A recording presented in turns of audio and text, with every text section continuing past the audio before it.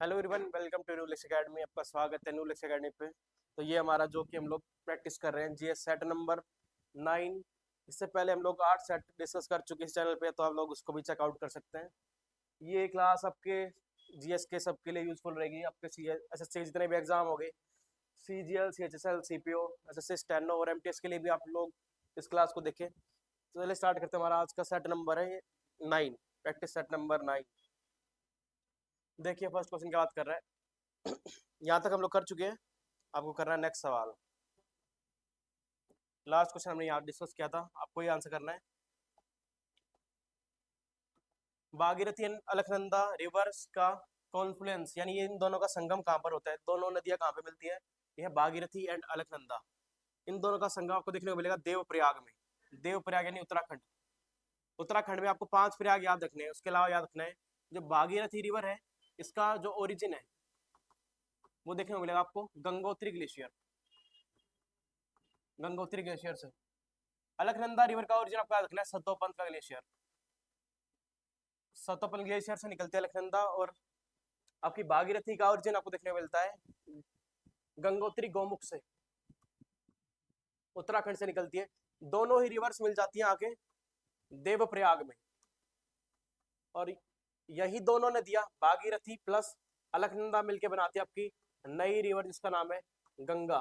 गंगा नदी मिलती है, गंगा नदी बन जाती है आपके भागीरथी एंड अलकनंदा के मिलने से, जो कि मिलता है आपके देवप्रयाग में। काफी इंपॉर्टेंट है देवप्रयाग, ये आपको याद रखना है। इसके अलावा 5 प्रयाग आपको याद रखने हैं, जैसे कि उत्तराखंड में आपके 5 प्रयाग है। पहले प्रयाग का नाम है विष्णु प्रयाग। विष्णु प्रयाग, विष्णु प्रयाग बनता है अलकनंदा प्लस धौली गंगा के मिलने से। अलकनंदा प्लस धौली गंगा। इसके अलावा आपको याद रखना है सेकंड प्रयाग का नाम है नंद प्रयाग। नंद प्रयाग बनता है अलकनंदा और नंदाकिनी रिवर के मिलने से। थर्ड, इसका नाम है आपका कर्ण प्रयाग। कर्ण प्रयाग बनता है आपका अलकनंदा प्लस पिंडार रिवर आती है एक, पिंडार रिवर से। फोर्थ प्रयाग का नाम आपका रुद्र प्रयाग। रुद्र प्रयाग बनता है अलकनंदा प्लस मंदाकिनी। और पांचवा और सबसे इंपॉर्टेंट प्रयाग आपका ये देव प्रयाग। देव प्रयाग, जहाँ पे अलकनंदा मिल जाती है आपके भागीरथी रिवर से और फॉर्म करती है आपकी न्यू रिवर, जिसका नाम है गंगा। गंगा की बात करें तो ये सबसे लॉन्गेस्ट रिवर है, लॉन्गेस्ट रिवर ऑफ हमारी इंडिया। इसकी लेंथ आपको याद रखनी है 2525 किलोमीटर की इसकी लेंथ है। निकलती है देवप्रयाग से, ईस्ट फ्लोइंग रिवर है गंगा, और बनाती है एक डेल्टा जिसका नाम है सुंदरबन डेल्टा। सुंदरबन डेल्टा मिलता है गंगा एंड ब्रह्मपुत्र के मिलने से। ब्रह्मपुत्र रिवर और गंगा मिलके बनाती है आपका सुंदरबन डेल्टा। आगे बढ़ते हैं। हरिद्वार जो शहर है आपके गंगा रिवर किनारे बसा हुआ है। कर्णप्रयाग हमने पढ़ा अलकनंदा प्लस पिंडार रिवर से। नेक्स्ट क्वेश्चन करिए, अगला सवाल है which of the following dances is Yamini Krishnamurthy associated. ये यामिनी कृष्णामूर्ति है, इनमें से कौन सा डांस परफॉर्म करती है? तो सही आंसर है इसका भरतनाट्यम। भरतनाट्यम आपका क्लासिकल डांस है, यानी 8 क्लासिकल डांस हमने पढ़े थे। भरतनाट्यम तमिलनाडु में परफॉर्म किया जाता है और इसके डांसर और एक्सपोनेंट का नाम है यामिनी कृष्णामूर्ति। और भी बहुत सारे, तो उनका भी नाम को याद रखना है, जैसे कि लीला सैमसन हो गया, लीला सैमसन, मल्लिका साराभाई, मृणालिनी साराभाई, यामिनी कृष्णामूर्ति, अलारमल वैली। इसके अलावा सोनल मानसिंह, ये सभी आपके भरतनाट्यम के एक्सपोनेंट्स के नाम है, ये आपको याद रखने हैं। मोहिनीअट्टम डांस आपका केरला में देखने को मिलेगा, उड़ीसी उड़ीसा में। सतरिया जो डांस फॉर्म आपका ये असम में है। सतरिया सबसे नया डांस फॉर्म है, सबसे न्यू है। इसको ऐड किया गया इन द ईयर 2000 में। आपको याद रखना है सतरिया के फादर किसको बोला था, फादर ऑफ सतरिया, या फिर किससे स्टार्ट किया सतरिया डांस? तो इनका नाम है गुरु शंकर देव। गुरु शंकर देव ने, फादर ऑफ सतरिया इज गुरु शंकर देव। आगे बढ़ते हैं। डांस फॉर्म की बात करें तो क्लासिकल डांस आपको याद होना चाहिए। ये पता लगता है एक बुक है जिसका नाम है भरत भरत मुनि ने एक बुक लिखी है जिसका नाम है नाट्य शास्त्र। नाट्य शास्त्र, नाट्य शास्त्र बुक रिटन बाय भरत मुनि। काफी इंपॉर्टेंट किताब है, ये आपको याद रखनी है। भरत मुनि ने लिखी है नाट्य शास्त्र नाम की बुक। आगे बढ़ते हैं, नेक्स्ट सवाल करिए। अगला सवाल है, एज ऑफ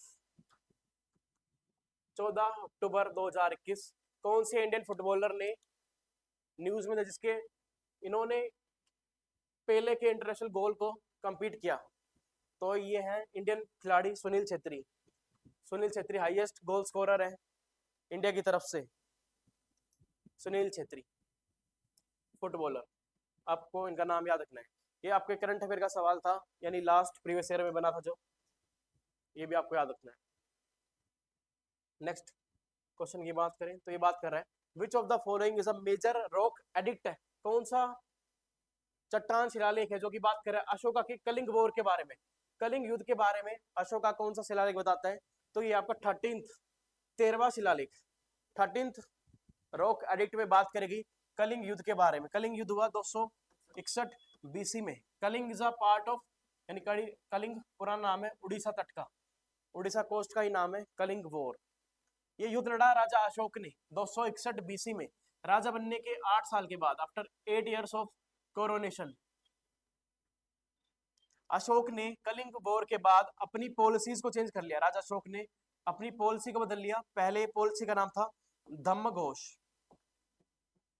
धम्मघोषा से पॉलिसी चेंज करके इन्होंने अपनाई, सॉरी इन्होंने पॉलिसी चेंज करी from Bherighosh to Dhammaghosh. इनकी पॉलिसी पहले थी बैरी घोष, इन्होंने पॉलिसी चेंज करके बना दिया धम्मघोष।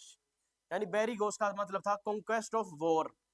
बाद में जो अशोक राजा है, कलिंग वॉर माना जाता है, इतना भीषण युद्ध हुआ, यानी इतना वॉयलेंट युद्ध था। इसके बाद राजा अशोक ने लड़ाई झगड़ा युद्ध छोड़ के अपनी शांति का जीवन अपनाया और धम्मघोष की पीस की तरफ चले गए, शांति की तरफ। कलिंग वही युद्ध है जिसके बाद राजा अशोक ने बुद्ध धर्म को अपना लिया।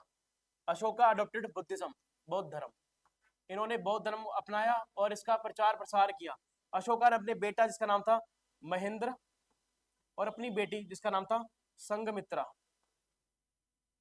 बेटा महेंद्र और बेटी संघमित्रा को, इन दोनों को भेजा सिलोन, सिलोन यानी कि श्रीलंका, प्रचार करने। यानी कौन से धर्म का प्रचार करने? आपको कौन सा करना है? बौद्ध धर्म, बुद्धिज्म का प्रचार करने राजा अशोक ने फैलाया बौद्ध धर्म को। राजा अशोक की बात करें तो ये मौर्यन वंश के राजा है, किंग ऑफ मौर्यन वंश, और इनके फादर का नाम था बिंदुसार। इंपोर्टेंट किंग है राजा अशोक। राजा अशोक की बात करें तो इनके 7 पिलर एडिक्ट्स आपको देखने को मिलेंगे, 7 स्तंभ शिलालेख, जिसमें से आपको एक मेन याद रखना है सारनाथ। सारनाथ शिलालेख से, सारनाथ पिलर शिलालेख से जो हमारा नेशनल सिंबल है वो हमने बोरो किया। हमारे जो राष्ट्रीय चिन्ह है जिसमें आपको 4 लॉयंस देखने को मिलेंगे, 4 लॉयंस, राष्ट्रीय जो चिन्ह है हमारे देश का, वो बोरो किया गया, नहीं लिया गया है सारनाथ से। Sarnath is the capital of Ashoka. Ashok के टाइम पर आपको याद रखना है 3rd बुद्धिस्ट काउंसिल होती है, तीसरी बौद्ध सभा, 3rd बुद्धिस्ट मीटिंग 250 बीसी के अंदर, 250 बीसी के अंदर तीसरी बौद्ध सभा राजा अशोक ने कराई और हुई कहां पर? आपको याद रखना है एट पाटलिपुत्र में हुई है तीसरी बौद्ध सभा, पाटलिपुत्र। अशोक के शिलालेख पढ़ने वाले व्यक्ति का नाम आपको याद रखना है। अशोक के इंस्क्रिप्शन जो है वो पढ़े गए बाय जेम्स प्रिंसेप, इस व्यक्ति के द्वारा। जेम्स प्रिंसेप पहला व्यक्ति बना जिसने अशोक के शिलालेख को पढ़ा था इन द ईयर 1837, 1837 में। अशोक की जो शिलालेख की भाषा है आपको याद रखनी है ब्रह्मी। अशोक की जो भाषा थी दैट इज ब्रह्मी लैंग्वेज, ब्रह्मी भाषा के अंदर। ये सभी आपको याद रखना है। आगे बढ़ते हैं, नेक्स्ट क्वेश्चन देखिए। अगला क्वेश्चन बात कर रहा है the oath office of vice president. Vice president का जो शपथ है ये किसको दिया गया है? वाइस प्रेसिडेंट को ओथ दिलाने का काम किसका होता है? तो ये इसका सही आंसर बनेगा प्रेसिडेंट के द्वारा। प्रेसिडेंट ही शपथ दिलाते हैं हमारे वाइस प्रेसिडेंट को। आपको याद रखना है प्रेसिडेंट का ओथ कौन सा आर्टिकल है? ओथ ऑफ प्रेसिडेंट का आर्टिकल है 60 नंबर। और ओथ किसके द्वारा दिलाई जाएगी प्रेसिडेंट को? By CJI, chief justice of India के द्वारा। प्रेसिडेंट को शपथ दिलाते हैं चीफ जस्टिस ऑफ इंडिया, और वाइस प्रेसिडेंट को शपथ कौन दिलाते हैं? राष्ट्रपति। वाइस प्रेसिडेंट की बात करें तो आर्टिकल नंबर 63 हमें बताएगा हमारे देश में एक उपराष्ट्रपति होना चाहिए। ओथ की बात करी जाती है आपके प्रेसिडेंट के द्वारा। आप क्या रखना है, वाइस प्रेसिडेंट अपना रेजिग्नेशन, इस्तीफा किसको देते हैं? तो अपना रेजिग्नेशन भी देंगे प्रेसिडेंट को, राष्ट्रपति को। उल्टा भी याद रखो, प्रेसिडेंट भी अपना इस्तीफा देते हैं उपराष्ट्रपति यानी वाइस प्रेसिडेंट को। इसके अलावा आपको याद रखना है, वाइस प्रेसिडेंट होते हैं हमारे देश के, वो होते हैं ex officio chairman of Rajya Sabha, यानी राज्यसभा के हमेशा सभापति कौन रहेंगे हमारे देश के? Vice president. ये बोलता है आर्टिकल नंबर 64, इंपॉर्टेंट आर्टिकल, ये भी आपको याद रखना है। आर्टिकल 64 बोल रहा है हमारे देश के उपराष्ट्रपति हमेशा सभापति रहेगा राज्यसभा का। नहीं, लोकसभा के होते हैं हमारे स्पीकर ऑफ लोकसभा। इसके अलावा आपको याद रखना है, प्रेसिडेंट बनने के लिए, वाइस प्रेसिडेंट बनने के लिए और गवर्नर बनने के लिए आपको मिनिमम न्यूनतम आयु कितनी चाहिए? तो 35 ईयर्स, 35 साल। ये भी इंपॉर्टेंट है। चीफ जस्टिस ऑफ इंडिया जो होते हैं वो सीनियर मोस्ट जज होते हैं हमारे, सीनियर मोस्ट जज ऑफ सुप्रीम कोर्ट। आगे बढ़ते हैं, नेक्स्ट क्वेश्चन देखिए। अगला सवाल बात कर रहा है खुदाई खिदमतगर ऑर्गेनाइजेशन, एक संस्थान बना था खुदाई खिदमतगर, ये किसके द्वारा बनाया गया? एस्टेब्लिश बाय, इसका सही आंसर है खान अब्दुल गफार खान के द्वारा, इन्हीं के द्वारा बनाया गया था खुदाई खिदमतगर ऑर्गेनाइजेशन, या फिर इन्होंने ही चलाया था, इसको बोलते हैं हम लोग रेड शर्ट, लाल कुर्ती आंदोलन, red shirt movement. Red shirt movement भी चलाया इनकी के द्वारा, खान अब्दुल गफार खान के द्वारा, और इनको हम लोग जानते हैं फ्रंटियर गांधी के नाम से, सीमांत गांधी, फ्रंटियर गांधी के नाम से कौन जाने जाते हैं यहाँ पर? खान अब्दुल गफार खान। ये पहले ऐसे व्यक्ति है, यानी पहले ये हमारे इंडिपेंडेंस के बाद पाकिस्तान में चले गए थे, और फर्स्ट किसी फॉरनर एनआरआई है, फॉरनर है जिसको भारत रत्न दिया गया था, खान अब्दुल गफार खान, इनको भारत रत्न भी मिल चुका है। इसके अलावा इनसे आपको याद रखना है, खान अब्दुल गफार खान ने सीडीएम यानी सिविल डिसोबीडियंस मूवमेंट ये चलाया था पेशावर से, पेशावर से सीडीएम चलाने वाले व्यक्ति का नाम है खान अब्दुल गफार खान, काफी इंपॉर्टेंट व्यक्ति है ये। मोहम्मद अली जिन्ना की बात करें तो ये लीडर है आपके मुस्लिम लीग, मुस्लिम लीग के लीडर का नाम है मोहम्मद अली जिन्ना। आगे बढ़ते हैं, नेक्स्ट सवाल करिए। अगला सवाल आपका, in which sport did the India win its first individual Olympic medal, India का पहला व्यक्तिगत ओलंपिक मेडल आया था कौन से खेल में? तो ये जीता गया था 1952 में, 1952 हेलेंस्की ओलंपिक गेम्स थे, ये जीता गया इन रेसलिंग, किसके द्वारा? By K D. K D ने ब्रॉन्ज मेडल जीता था 1952 कुश्ती में, केडी जादव के द्वारा पहला व्यक्तिगत ओलंपिक मेडल। इससे पहले टीम मेडल आ चुके, जैसे कि 1928 में इंडिया को मिला था first gold in hockey, hockey में भारत को मिला था first gold medal, first gold Olympic 1928। इस बार कैप्टन थे यहाँ पर मेजर ध्यानचंद, मेजर ध्यानचंद ने जिताया था पहला गोल्ड। और ये पूछा आपसे कि इंडिया पहली बार ओलंपिक का हिस्सा कौन से ईयर में बना, तो ये सही ईयर है 1920, इंडिया ने पहली बार पार्टिसिपेट किया, first time India participated in Olympic games. पहला गोल्ड आया हमारा 1928, टीम गेम में आया हॉकी में, पहला इंडिविजुअल मेडल आया 1952। उसके अलावा आपका रखना है इंडिविजुअल 2 गोल्ड हमारे पास अभी तक, इंडिविजुअल सिर्फ 2 गोल्ड मेडल है हमारे पास। पहला जीता अभिनव बिंद्रा ने, अभिनव बिंद्रा ने जीता 2008 Beijing Olympic games. Second gold medal जीता Neeraj Chopra 2020 Tokyo Olympic games में। अभी तक सिर्फ 2 इंडिविजुअल व्यक्तिगत गोल्ड मेडल हमारे पास। इसके अलावा 8 गोल्ड हमारे पास हॉकी में है, 8 गोल्ड मेडल्स इन हॉकी। पहला आया था 1921। व्यक्तिगत की बात करें तो रेसलिंग में आया 1952 में। फर्स्ट अगर पूछे फर्स्ट वुमेन कौन है, फर्स्ट वुमेन जिन्होंने मेडल जीता था, तो इनका नाम है कर्लन महेश्वरी, कर्लम मलेश्वरी। इन्होंने वेट लिफ्टिंग में 1998 ओलंपिक गेम्स में ब्रॉन्ज मेडल प्राप्त किया था, 1988। यहाँ पर इंपॉर्टेंट बनते हैं आपके ईयर्स, तो इनको ध्यान रखें। आगे बढ़ते हैं, नेक्स्ट सवाल करिए। विच of the following is a article बात कर रहा है आपके प्रेसिडेंट जो होंगे वो अपॉइंट किए जाते हैं आपके राष्ट्रपति के द्वारा। President should be appointed by, sorry prime minister should be appointed by president. तो ये आर्टिकल आपका 75 आर्टिकल बात कर रहा है कि जो PM and his council of minister, उसका मंत्रिमंडल, इन सबको किसके द्वारा अपॉइंट किया जाता है? These are appointed by president, राष्ट्रपति इनको अपॉइंट करते हैं। PM and his council of ministers are appointed by president. यह है आपका आर्टिकल नंबर 75, इंपॉर्टेंट है। इसके अलावा आपको याद रखना है, पीएम अपने काउंसिल ऑफ मिनिस्टर में, अपनी मंत्रिमंडल में 15% सीट्स ऑफ लोकसभा से ज्यादा नहीं रख सकता। इससे ज्यादा सीट अपने मंत्रिमंडल में पीएम नहीं रख सकता। ये बात करी गई इन 91st कॉन्स्टिट्यूशनल अमेंडमेंट जो कि हुआ था आपका 2003 में।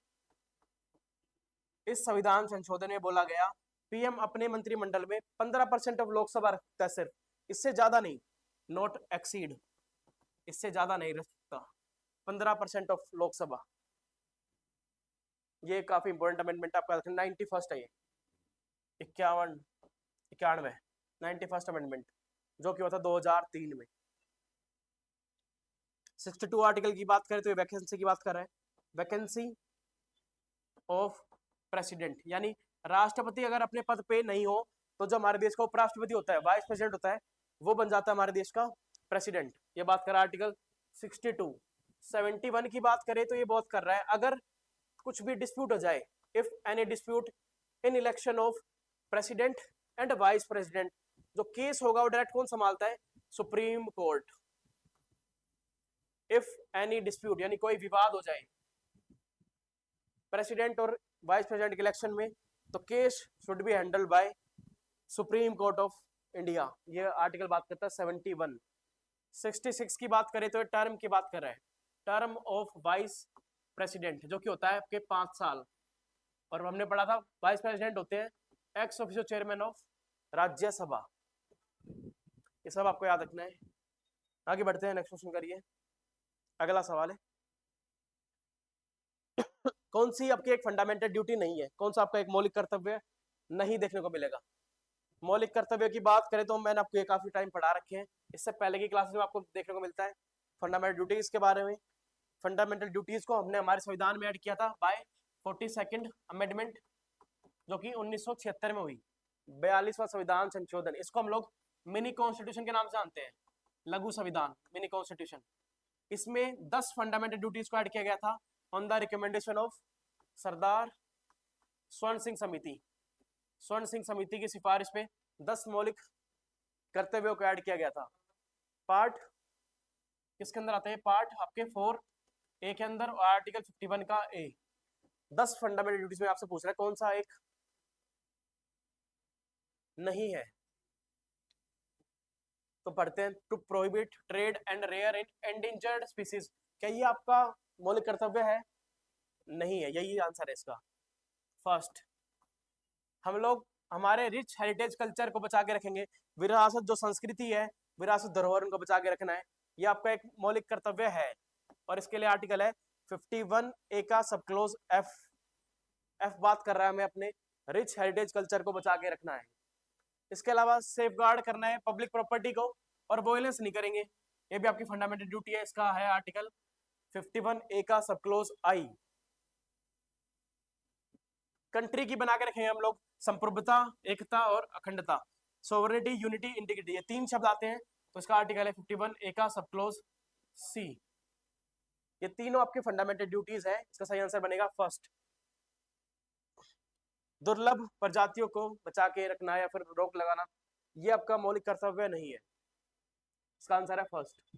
काफी इंपॉर्टेंट क्वेश्चन है, याद रखें आप लोग, सभी फंडामेंटल ड्यूटीज आपको याद होनी चाहिए।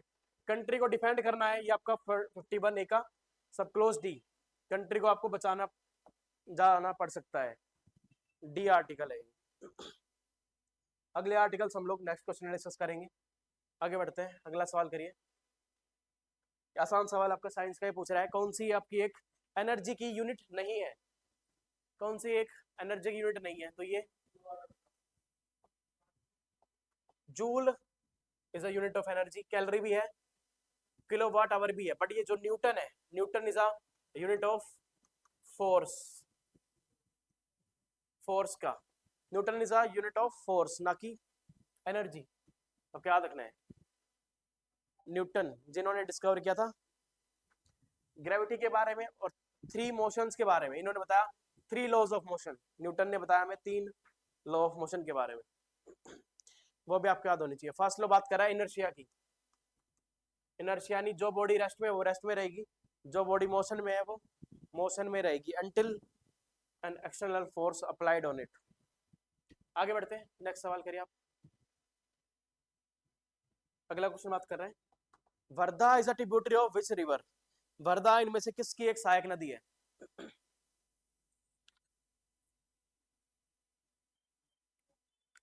तो वर्धा जो है ट्रिब्यूटरी आपको देखने को मिलती है, Wardha is a tributary of which river, तो हमने बात करा था वर्धा जो है ये आपकी एक गोदावरी की, गोदावरी नदी की सहायक नदी है। गोदावरी के बारे में आपको पता होना चाहिए, पढ़ चुके हम लोग।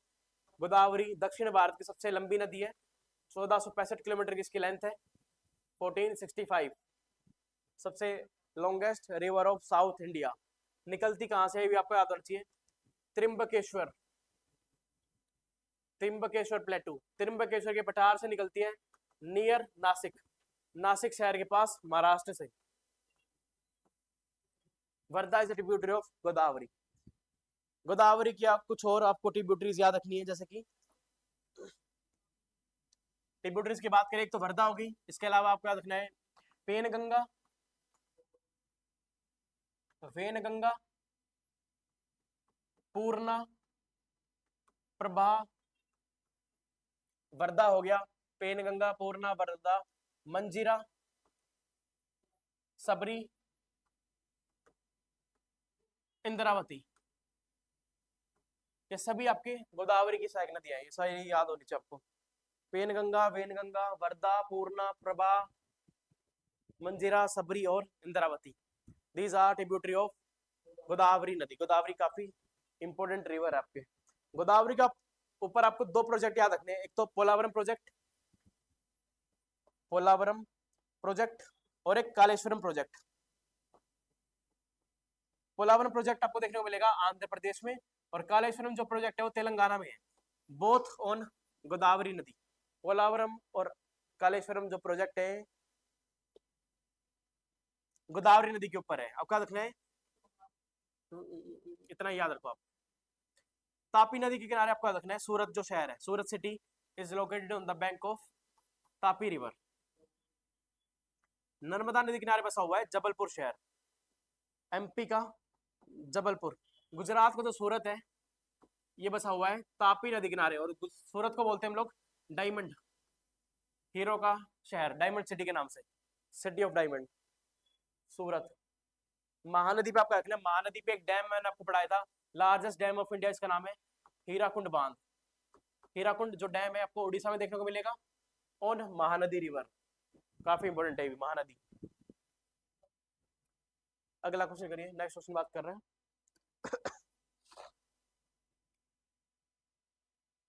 During which of the following rules did Buddhism get split into 2 schools. जो बौद्ध धर्म है, बुद्धिज्म की बात कर रहे हैं, ये 2 भाग में बट गया, 2 गुटों में डिवाइड हो गया था, जो कि 2 गुट है Hinayana, Hinayana and Mahayana. 4th Buddhist council में, यानी आपसे पूछ रहा है 4th बुद्धिस्ट काउंसिल कहां पर हुई, कौन किसने कराई।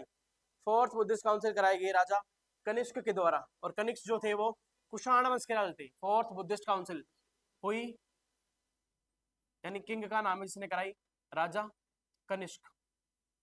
कनिष्क राजा ने कराई है 72 72 एडी के अंदर 4th बुद्धिस्ट काउंसिल। 3rd आपने पढ़ा था, 3rd कराई थी अशोका ने, और ये हुई कहां पर आपका रखना है, एट कुंडलवन कश्मीर में, कुंडलवन कश्मीर में होती है आपकी चौथी, fourth Buddhist council, Kundalvan Kashmir. इसमें जो बुद्ध धर्म है वो दो गुटों में बढ़ जाता है, एक बनता है हीनयान, सेकंड बनता है महायान। आपको याद रखना है, हीनयान को जानते हैं हम लोग लेसर, छोटा व्हीकल, लेसर व्हीकल के नाम से, और महायान को बोला जाता है ग्रेटर व्हीकल, बड़ा यान। हीनयान एंड महायान। महायान से आपका रखना है ये लोग आइडल वर्शिप करते हैं, दे डू आइडल वर्शिप। और जो हीनयान वाले हैं वो मूर्ति पूजा नहीं करते, आइडल वर्शिप नहीं करते, ये लोग मानते हैं original teachings of Gautam Buddha, teachings of Buddha में। याद रखो, हीनयान फैला साउथ इंडिया यानी दक्षिण भारत में, साउथ इंडिया में। महायान आपका स्प्रेड हुआ इन नॉर्थ, उत्तर भारत में, नॉर्थ इंडिया में। बुद्धिज्म की बात करें तो बौद्ध धर्म बनाया गौतम बुद्ध ने, गौतम बुद्धा ने। गौतम बुद्ध का जन्म हुआ था लुम्बिनी, नेपाल में, in the year 563 BC, 563 BC में जन्म हुआ गौतम बुद्ध का। गौतम बुद्ध का रियल नाम आपको याद रखना है Siddharth, Siddharth is the real name of Gautam Buddha. आगे बढ़ते हैं, गुप्ता के फाउंडर याद रखो श्री गुप्त।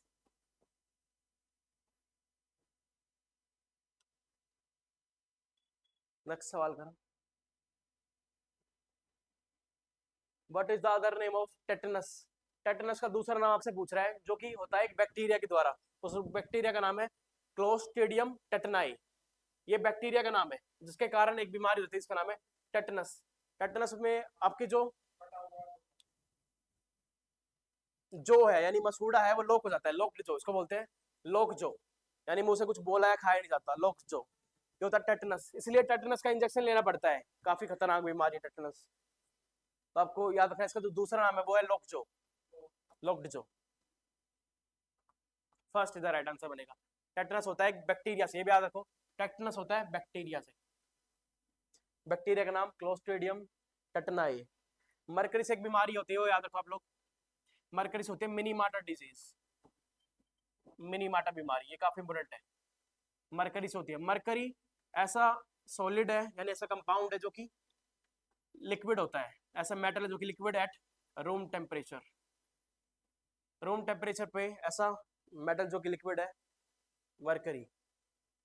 नेक्स्ट क्वेश्चन करो, अगला सवाल है agricultural short term is used in which of following sports? Agriculture जो शॉर्ट है ये कौन से स्पोर्ट्स के अंदर वर्ड यूज किया जाता है? तो इसका सही आंसर है क्रिकेट। एग्रीकल्चर शॉर्ट आपका क्रिकेट में बोला जाता है। क्रिकेट है, और भी बहुत सारे टर्म्स है आपको याद रखनी है, जैसे कि फॉलो ऑन, एक वर्ड है China man, LBW, silly point, गली, ये सारे वर्ड आपके क्रिकेट के अंदर यूज होते हैं। फॉलो ऑन जो शब्द आपका रखना है टेस्ट मैच में होता है, टेस्ट मैच, ये क्वेश्चन भी पूछा गया था, फॉलो ऑन टेस्ट मैच के अंदर यूज होता है। आगे बढ़ते हैं, एग्रीकल्चर शॉर्ट यूज होता है आपका क्रिकेट के अंदर। क्रिकेट के अंदर आपको ट्रॉफी याद कर लो, ट्रॉफी जैसे कि हो गया Ranji trophy, Deodhar trophy, Duleep trophy, इसके अलावा ईरानी ट्रॉफी, आईपीएल पता है सभी को। इसके अलावा आप याद करो सैयद मुश्ताक अली, सैयद मुश्ताक अली ट्रॉफी, ये सब आपके क्रिकेट के अंदर खेली जाती है। नेक्स्ट करें, अगला सवाल बात कर रहा है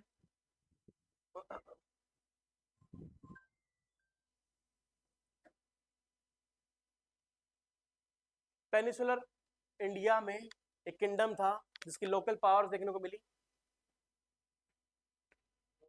ओवर महाराष्ट्र और विदर्भ में, यानी महाराष्ट्र और विदर्भ में, नॉर्दर्न महाराष्ट्र और विदर्भ यानी कि है गुजरात वाला, यानी ये बात कर रहा है इस एरिया में कौन सा वंश आया? तो इस वंश का नाम है, यहाँ पर चालुक्य भी नहीं थे, मुखरी मैत्रक भी नहीं है, इसका आंसर है वाकाटाकास।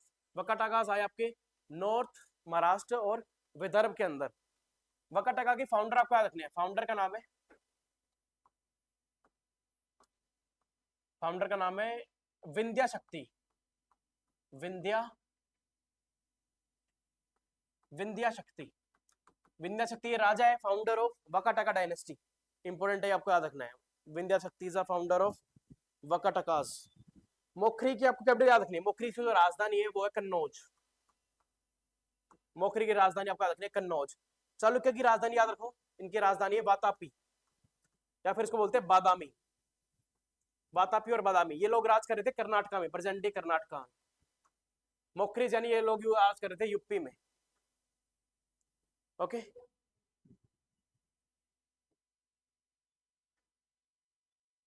ये करिए आप। नेक्स्ट सवाल है, कौन से स्टेट में रिवर फ्लो होती है? इसका नाम है लूनी रिवर। लूनी रिवर एक डेजर्ट रिवर है, यानी रेगिस्तान में बहने वाली नदी है। डेजर्ट रिवर निकलती है थार डेजर्ट से, यानी थार डेजर्ट में बहती है, और ये आपको देखने को मिलेगी इन राजस्थान एंड गुजरात। लूनी रिवर काफी इंपॉर्टेंट रिवर है, क्योंकि ये इंडिया की ओनली इकलौती एफिमरल रिवर है। इकलौती एफिमरल रिवर यानी टेम्परेरी रिवर है, जो कि रास्ते में ही डिसअपेयर हो जाती है, खो जाती है। ओनली एफिमरल रिवर का नाम है लूनी। लूनी रिवर डिसअपेयर हो जाती है एट कच्छ में, gulf of Kutch, run of Kutch में, एट रन ऑफ कच्छ में डिसअपेयर हो जाती है लूनी नदी, गुजरात में जाके। इंपॉर्टेंट रिवर लूनी के बारे में याद रखो। Only ephemeral river of India, Bharat की इकलौती टेम्परेरी नदी। इतना ही रखते हैं हम लोग आज के सेशन में। ये था आपका प्रैक्टिस सेट नंबर 9। इसके आगे जो सवाल है वो हम लोग नेक्स्ट सेशन में डिस्कस करेंगे। तो आप लोग देखते रहें एंड जुड़े रहे न्यू लक्ष्य एकेडमी के साथ। Thank you. और कितना टाइम होगा?